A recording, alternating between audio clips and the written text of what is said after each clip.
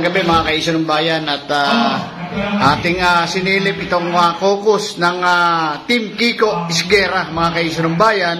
At alamin lang natin kay Barangay Kapitan Kiko Esguera at ilang araw na lamang ang natitira at ang nalalabi. Magsisimula na nating maupo ang susunod na Barangay Kapitan ng Barangay San Isidro sa bayan ng Taytay. Alamin lang natin kay Barangay Kapitan Kiko Esguera kung ano ba ang mga programa na nakakaasahan ng mga taga-Barangay San Isidro sa bayan ng Taytay. Kap, magandang gabi sa programang Isyu ng Bayan. Live po tayo. Yan, magandang gabi po, Kuya Jerry, at sa mga ating mga viewers, manonood ng Isyu ng Bayan. Magandang gabi po sa inyong lahat. So, nabanggit na, itanong niyo po kung ano mga programa, mga pangarap, mga plano, mga plataforma natin para sa ating mahal na Barangay San Isidro dito sa bayan ng Taytay. Katunayan po niyan, sa sobrang dami po, hindi na tayo maubusan ng film si Kuya Jerry. Kaya hahapyawan lang natin ang mga bagay na dapat natin unang tugunan. Unang-una po, ang patungkol po sa kapayapaan at kaayusan. Tayo po magdaragdag ng mga CCTV cameras sa mga strategic points dito sa ating barangay. Nang sa ganun po, ang ating mga kabarangay mamamatyagan natin, matututukan natin, mababantayan natin sa anumang oras, anumang araw, minuto, araw-araw, oras-oras. Kasi po, kung iisipin niyo po, kung ang population po ng ating Barangay San Isidro is 20,000, mga registered voters pa lang po yun. Idagdag niyo na po ang mga bata times 2, 40,000. Kung ang barangay tanod po natin ay 100 lang, ang ratio po na dapat bantayan ng isang barangay tanod is 1 to 400.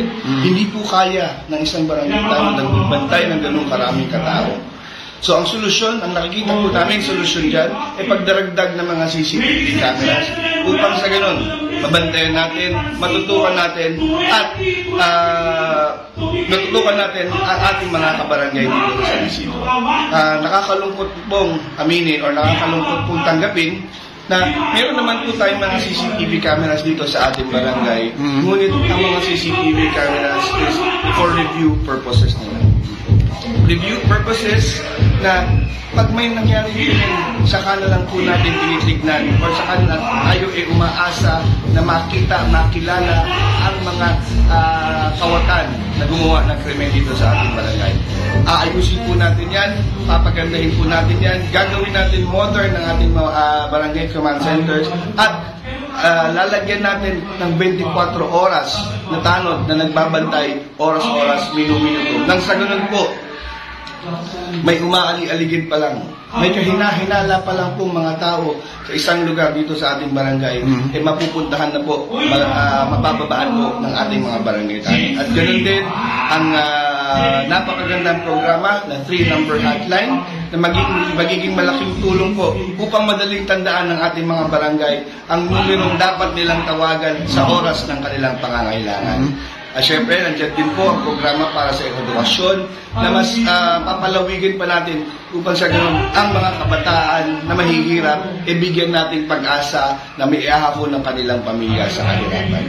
Ganun din ang paglalagay ng ating pagtatayo o paghahanap ng isang lugar dito sa kabayanan o sa gitnang bayan upang pagtayuan ng Barangay Extension Office. Nang sa ganun, ang ating mga kababayan na dito sa ating Barangay San Isidro na nasa gitnang bayan, hindi na po aakyat pa ng ating Barangay San Isidro. Ang ganoon din ang pagtatayo ng Barangay Multipurpose Civic Center na pwede po natin pagdausan ng mga okasyon tulad ng kasal, binyag, or birthday na wala pong bayad ang venue. So, marami pang programa na nais nating tugunan or nais nating gawin sa ating barangay. Pangarap natin na maisakatuparan ito at ako po humihingi sa inyo ng tulong at suporta upang matulungan natin ang ating mga kabarangay. Tulungan niyo po kami, tulungan niyo po ako na matulungan natin ang Barangay San Isidro. Kap Kiko, isang tanong na. Kumusta pagdating sa, alam naman natin, catch basing ang bayan ng Taytay? Isa, ang Barangay San Isidro na laging lumulubog sa baha. Ano ho ang ating magagawa rito? Actually, maswerte po tayo na isa sa mga kagawad natin ay malapit po sa national government. Ang tiyahin po ng isang kagawad natin is Undersecretary ng DPWH. Tayo po madaling makakadulog sa DPWH upang sa ganun makahingi tayo ng proyekto na mag-iidsa ng baha dito sa ating barangay San Isidro. Hindi kami po hindi naman po natin may aalis ang baha agad-agad. Hindi po kami gumagawa ng milagro. Pero sisiguraduhin po namin, gagawa po tayo ng solusyon, aaksyonan po natin yan upang mabilis humupa ang baha dito sa ating barangay San Isidro. Isa pa po, Kap Kiko, pagdating po sa PC no order, kumusta po ang barangay San Isidro? Actually, nakakalungkot nga. Nabanggit ko kanina, may mga CCTV cameras tayo dito. Kamakailan lang po nagkaroon ng isang insidente ng hold-upan doon sa E. Rodriguez, malapit sa Siena College of Taytay. Nakakalungkot na humingi po ng tulong ang mga nabiktima ng hold-upan na yan, at ang sagot sa kanila ay sira daw po ang kanilang CCTV. Sa ating administrasyon, kung tayo ay pala rin, hindi po natin hahayaan yan. Kap Kiko. Ayan po. So, mga ka-issue ng bayan, ang ating mga programa, plano, plataforma at pangarap para sa ating mahal na barangay San Isidro, hindi po natin magagawa nang kung hindi niyo po kami tutulungan. Again, tulungan niyo po kami na matulungan natin ang barangay San Isidro, at ako po humihiling na sana bigyan niyo ako ng mga makakasamang magagaling, mahuhusay, at ito po ang mga nasa likod kong kagawad para buong United San Isidro po iboto natin sa darating na halalan.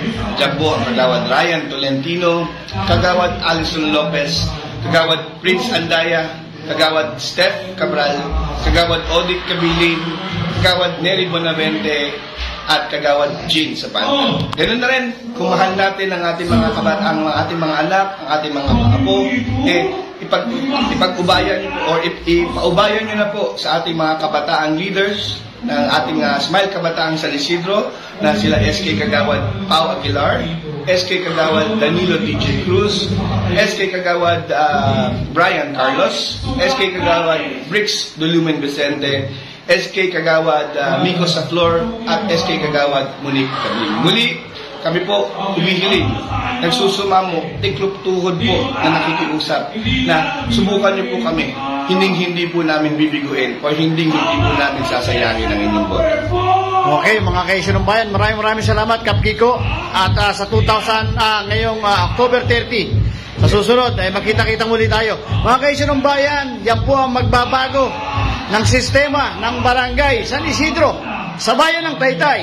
Barangay Kapitan Christopher Kiko Isguera at kasama ang kanyang mga kagawad at ang kanyang SK kagawad at SK chairman, mga ka-issue ng bayan. Maraming salamat at mabuhay po kayo, Christopher Kiko Isguera. Maraming salamat din po, Kuya Jerry, at sa ating mga manonood ng issue ng bayan.